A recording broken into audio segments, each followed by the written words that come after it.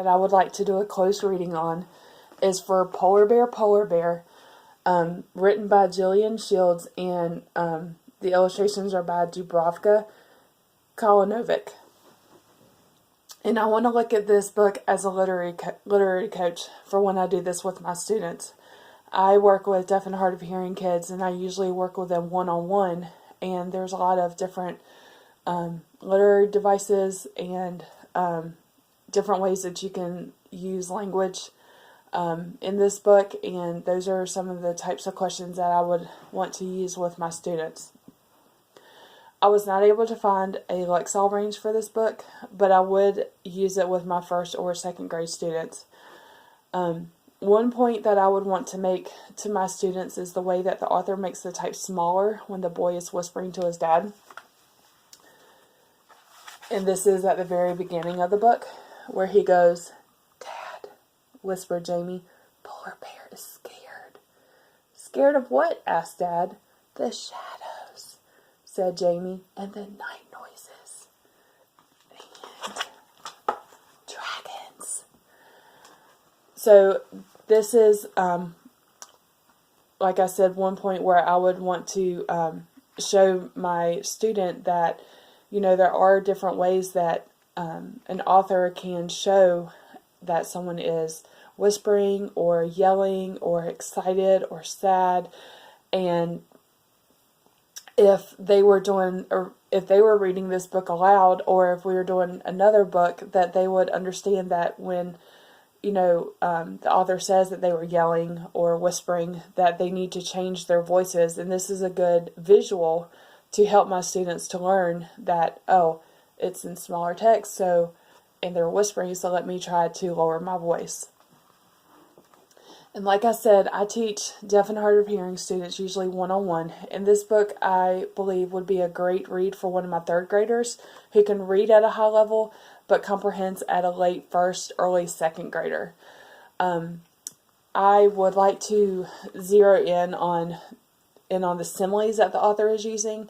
My student has a hard time visualizing her text, and this would be an amazing way that we could zero in on similes to show what the author wrote versus what she might have really meant. And then as a activity for after, we could write, or she could write her own similes.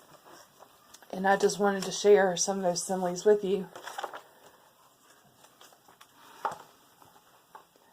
Over the cliffs, as sharp as giants' teeth, past a great forest that shook like shaggy bears, to the top of a glittering mountain of ice, the wind howled like 100 wolves. "That sounds scary," said Dad. So right on these 2 pages are 3 different similes, and there's also one more near the end of the book where he goes, "It was dark as you crept up the stairs to bed." "It whirled and swirled and dropped you gently in the garden like 2 tired leaves."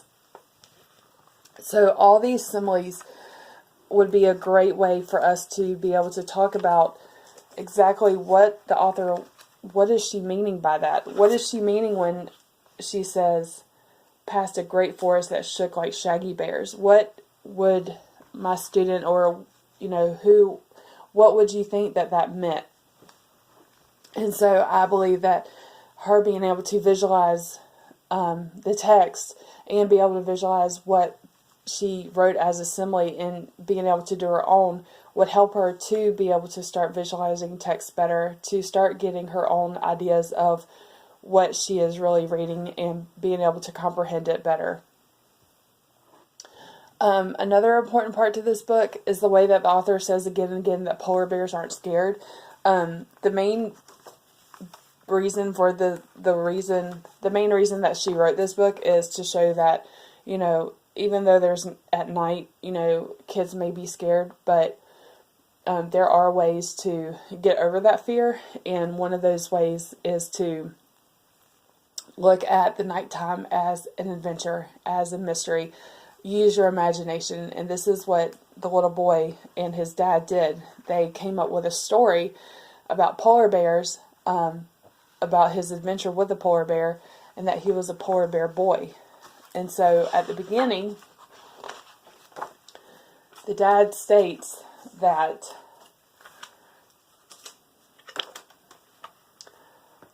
Said Dad, that's strange because when I was your age, my father told me that polar bears aren't scared of anything. And so throughout this book, he reiterates that polar bears aren't scared of anything, and then that helps the son to remember, oh, polar bears aren't scared of anything. And then the little boy actually says, not even the dark, asked Jamie. No, smiled Dad, and neither are polar bear boys.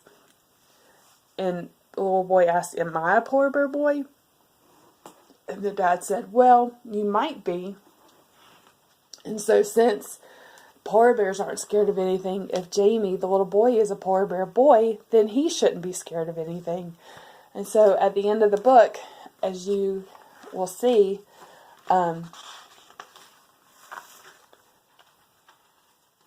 Jamie is going to sleep, and he says, they were talking again about how polar bears aren't scared, because polar bears aren't scared of anything, and that's even in bold text, and that's another thing that we could also look at. Neither are polar bear boys, murmured Jamie. So, like I said, I believe that this would be a great book to use with my second grader, and I can't wait to be able to use this and to look at it with her and to show her what similes are and how we can look at a text and be able to visualize through the illustrations, not only through the illustrations, but also in our minds. Thank you.